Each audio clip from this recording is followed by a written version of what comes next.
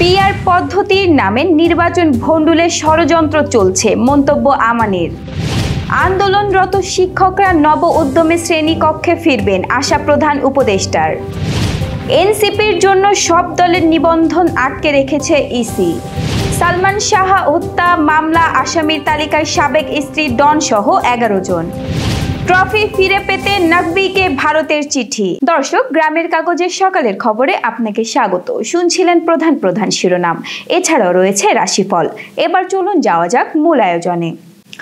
সংখ্যানুপাতিক vote পদ্ধতির নামে কেউ কেউ নির্বাচন ভণ্ডুলের ষড়যন্ত্র করছে অভিযোগ করে দেশের মানুষকে সতর্ক থাকার আহ্বান জানিয়েছেন বিএনপি নেতা আমানুল্লাহ আমান। মঙ্গলবার সকালে এক আলোচনা সভায় বিএনপি চেয়ারপারসনের উপদেষ্টা কাউন্সিলের এই সদস্য কথা বলছিলেন। তিনি বলেন, ফেব্রুয়ারিতে নির্বাচন হবে। জাতীয়ভাবে যারা সেদিন ফ্যাসিস্ট বিরোধী আন্দোলন অংশ নিয়েছিলেন তাদের মধ্যে যদি অনৈক্য হয় তাহলে ফ্যাসিস্টরা সুযোগ পেয়ে যাবে। কেউ কেউ পিআর পদ্ধতির নামে এই নির্বাচন ভণ্ডুল করার চেষ্টা করছে, কেউ কেউ নির্বাচন বানচাল করার চেষ্টা করছে, কেউ কেউ বিভিন্নভাবে ষড়যন্ত্র করছে। আমি আহ্বান জানাবো এই ব্যাপারে সকলকে সতর্ক থাকার।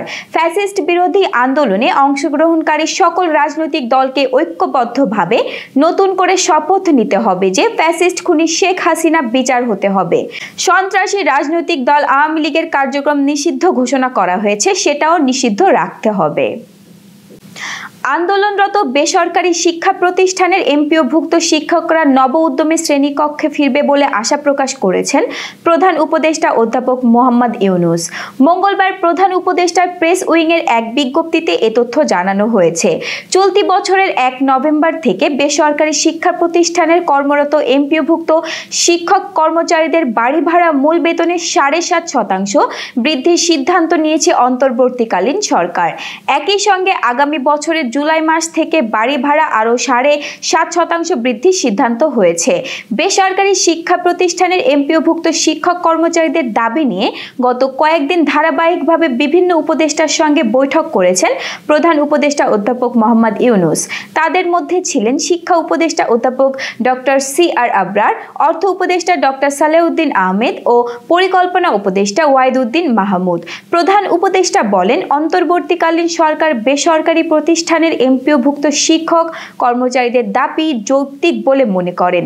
তবে বাস্তবতা হলো 15 বছরের সীমাহীন দুর্নীতি ও লুটপাটে বিধ্বস্ত বাংলাদেশের অর্থনীতি অন্তর্বর্তীকালীন সরকার দায়িত্ব গ্রহণের পর গতিশীল হলেও এখনই মূল বেতনের 20% বাড়ি ভাড়া বৃদ্ধির মতো সামর্থ্য অর্থনীতিতে ফেরেনি। তাই সরকারকে বাস্তবতার নিরিখে এই সিদ্ধান্ত নিতে হয়েছে। সরকার জাতীয় নাগরিক পার্টিকে বগলে নিয়ে ঘুরছে এমন অভিযোগ তুলে কার্যক্রম নিবন্ধনের অপেক্ষায় থাকা অন্যান্য রাজনৈতিক দলগুলো বলেছে, এনসিপিকে অগ্রাধিকার দিতে গিয়ে নির্বাচন কমিশন ইসি অন্য দলগুলোর নিবন্ধন প্রক্রিয়া ইচ্ছাকৃতভাবে আটকে রেখেছে। তাই অধিকতর তদন্তের পরিবর্তে আগের তদন্ত প্রতিবেদনের ভিত্তিতে নিবন্ধন সনদ দেওয়ার দাবি জানিয়েছেন তারা। মঙ্গলবার রাজধানীতে আয়োজিত এক সংবাদ সম্মেলনে প্রথম তদন্তে উত্তীর্ণ দুটি দল মৌলিক বাংলা ও Bangladesh justice and development party এ দাবি জানায়। মৌলিক বাংলার সভাপতি খান শোয়ের আমান বলেন, নির্বাচন কমিশন এখন বাংলাদেশের অন্যান্য সরকারি প্রতিষ্ঠানের মতোই ক্ষমতাশালীদের প্রতিনিধিত্ব করেছে। তারা যদি সরকারের প্রতিনিধি না হতেন তাহলে আমাদের রাজনৈতিক কর্মকাণ্ড, আমাদের অবস্থান বা ব্যাকগ্রাউন্ড নিয়ে এমন প্রশ্ন তুলতে পারতেন না। তদন্ত কর্মকর্তারা আমাদের সঙ্গে যে আচরণ করেছে তা অত্যন্ত অপ্রীতিকর ও সংবেদনশীল। আমরা তাদের নাম পরিচয় নোট করে রেখেছি। উনারা আমাদের যে সমস্ত কথা বলেছেন তা খুবই অপ্রীতিকর, খুবই সেনসিটিভ কথা বা রাজনৈতিক দলের প্রতি সরকারি কোনো মানুষ বলতে পারে না। বাংলা চলচ্চিত্রের কিংবদন্তি অভিনেতা সালমান শাহর মৃত্যু 29 বছর পর অবশেষে হত্যা মামলা দায়ের করা হয়েছে। আদালতের নির্দেশে করা এই মামলায় অভিযুক্ত করা হয়েছে তার সাবেক স্ত্রী সামিরা হক, ব্যবসায়ী আজিজ মোহাম্মদ ভাই সালমানের আত্মীয় লতিফা হক লুসি, চলচ্চিত্রের খলনায়ক ডন সহ মোট 11 জনকে। এছাড়া আরও কয়েকজন অজ্ঞাতনামা ব্যক্তিকেও আসামি করা হয়েছে।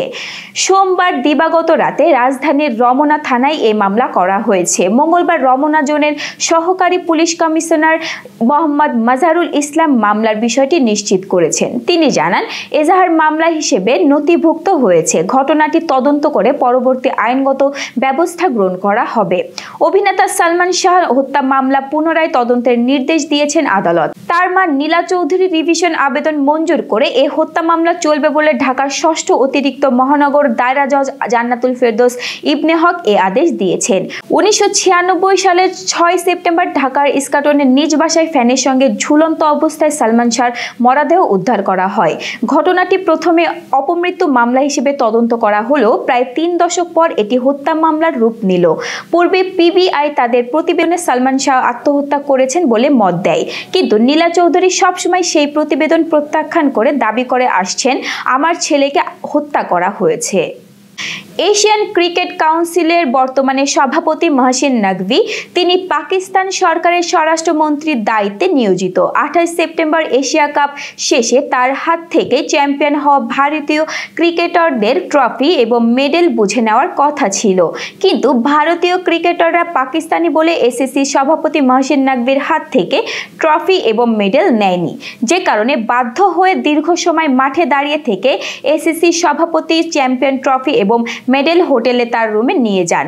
এখন সেই মেডেল এবং ট্রফি ফিরে পেতে পাকিস্তান ক্রিকেট বোর্ডের চেয়ারম্যান মহসিন নকভিকে চিঠি দিয়েছে ভারতীয় ক্রিকেট বোর্ড। ইন্ডিয়া টুডেকে ভারতীয় ক্রিকেট বোর্ডের সচিব দেবজিৎ সাইকিয়া জানিয়েছেন, নকভিকে তারা চিঠি লিখেছেন। সেখানে স্পষ্ট বলা হয়েছে মুম্বাই বোর্ডের দপ্তরে ট্রফি পাঠিয়ে দিতে হবে। সাইকিয়া জানিয়েছেন তারা ধাপে ধাপে এগোতে চাইছেন। প্রথমে নকভিকে জানানো হয়েছে তিনি যদি জবাব না দেন তাহলে আইসিসিকে জানাবে বিসিসিআই। বিশ্ব ক্রিকেটারের নিয়ন্ত্রক সংস্থাকে হস্তক্ষেপ করার অনুরোধ করবে বিসিসিআই। দর্শক, এবার চলুন জেনে নিই কেমন যাবে আপনার আজকের দিন, অর্থাৎ 22 অক্টোবরের সম্ভাব্য রাশিফল। মেষ রাশি, এই দিনটি আপনার জন্য বেশ অনুকূল। কর্মক্ষেত্রে কিছু আটকে থাকা কাজ আজ সহজে সামনে এগোতে পারে। সহকর্মী ও ঊর্ধ্বতনদের কাছ থেকে ভালো সহযোগিতা পাওয়া সম্ভব। বৈঠক চুক্তিতে মনোযোগ দিন। অর্থ ব্যয় হঠাৎ ব্যয় বাড়তে পারে, তাই বাজেট একটু পরিমিত করুন।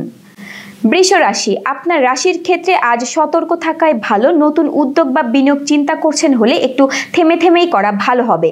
ব্যবসায়িক বা চাকরি সংক্রান্ত বিষয়ে কিছু প্রতিদ্বন্দ্বিতা দেখা দিতে পারে, তাই সংযম ও দায়িত্ববোধ সঙ্গে রাখুন। মিথুন রাশি, আজ আপনার সৃজনশীলতা এবং যোগাযোগের দক্ষতা কিছুটা বৃদ্ধি পাবে, তাই আপনি যদি লেখালেখি, উপস্থাপনা বা এমন কোনো কাজ করছেন যেখানে ভাব প্রকাশের সুযোগ আছে তাহলে ভালো ফল মিলতে পারে। কর্কট রাশি, অতীত সময়ে যেসব উদ্যোগ নিয়েছিলেন তার মধ্যে থেকে আজ ভালো রিটার্ন বা পুরস্কার পেতে পারেন। বিশেষ করে প্রযুক্তি বা নতুন দায়িত্বের ক্ষেত্রে সুযোগ রয়েছে। সিংহ রাশি, নিজেকে প্রকাশ করার ক্ষেত্রে আজ ভালো সময়। আপনার প্রচেষ্টার নেতৃত্ব এবং স্বপ্ন আজ স্পষ্ট দেখাবে, তবে একটু সতর্ক থাকুন। অতিরিক্ত আত্মবিশ্বাস বা আক্রমণাত্মক মনোভাব বিরোধ তৈরি করতে পারে। ব্যক্তিগত জীবনে বিশেষ করে সম্পর্ক ও স্বাস্থ্য খাতে নজর দেওয়া জরুরি। কন্যা রাশি, আজ বিশ্লেষণ করার ক্ষমতা বাড়বে, তাই যারা ব্যবসা, চাকরিতে বা বহু সংখ্যক তথ্য নিয়ে কাজ করছেন তাদের জন্য দিনটি বিশেষ সুবিধাজনক। কর্তৃপক্ষের সঙ্গে সম্পর্ক ভালো থাকবে। ধীরে ধীরে মন গড়া মূল্যায়ন আসতে পারে, তবে অতিরিক্ত খরচ বা আবেগপ্রবণ সিদ্ধান্ত এড়িয়ে চলুন। তুলা রাশি, আজ জীবনে সুন্দর সুযোগ এনে দিতে পারে। প্রতিপক্ষের সহযোগিতায়, পুরনো বন্ধু বান্ধবের মাধ্যমে অথবা বিক্রয় মার্কেটিং চর্চায় ভালো ফল আসতে পারে। অর্থ লাভের সম্ভাবনা রয়েছে, তবে সিদ্ধান্ত নেওয়ার আগে ভালোভাবে ভাবুন। সম্পর্কের ক্ষেত্রে সামঞ্জস্য বজায় রাখুন। বৃশ্চিক রাশি, আজ একটু মিশ্র সময়। একদিকে আর্থিক সুবিধা আসার সম্ভাবনা আছে, অন্যদিকে ব্যবসায়িক বা পারিবারিক বিবাদও দেখা দিতে পারে। আনন্দবাজার এ বলা হয়েছে ব্যবসার ক্ষেত্রে তর্ক বিতর্ক ক্ষতি ডেকে আনতে পারে। আর্থিক সুবিধা পেতে পারেন। ধনুরাশি, আজ বন্ধু, পরিবার ও সামাজিক সংযোগ আপনার জন্য বিশেষ গুরুত্ব পাবে। কথা বলুন, শুনুন, বোঝাপড়ার দিকে মন দিন, তবে অর্থ সংক্রান্ত ক্ষেত্রে সাবধান থাকুন।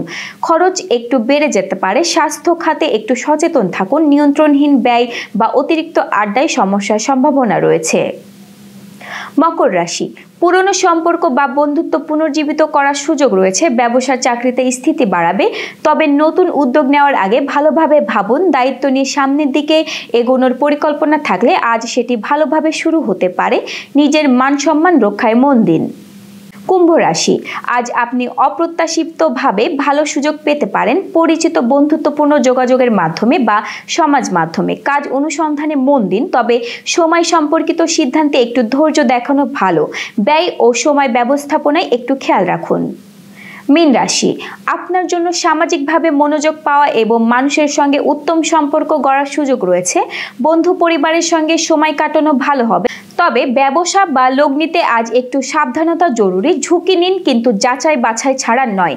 স্বাস্থ্য ক্ষেত্রে হালকা মনোবল থাকতে পারে, বিশ্রাম নিন। দর্শক, এই ছিল এখনকার আয়োজন। আগামীকাল ঠিক একই সময়ে সকালের খবর দেখতে ও জানতে চোখ রাখুন গ্রামের কাগজের ইউটিউব চ্যানেল ও ফেসবুক পেজে। আর প্রতিদিনের খবরের আপডেট পেতে গ্রামের কাগজের ইউটিউব চ্যানেল সাবস্ক্রাইব এবং ফেসবুক পেজ ফলো করে রাখতে ভুলবেন না। আমাদের পরবর্তী খবর দেখুন বেলা 2:30টায়। শুভ বিদায়।